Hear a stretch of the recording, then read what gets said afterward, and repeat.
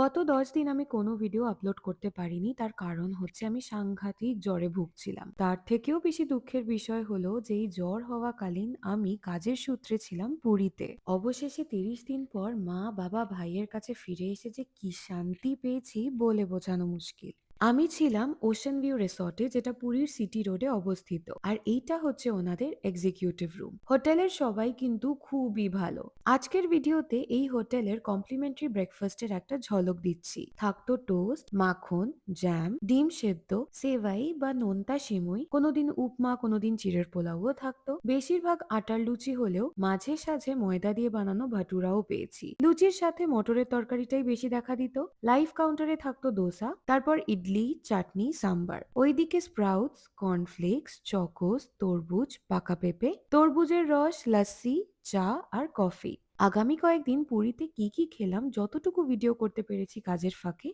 সেই সব কিছু শেয়ার করব।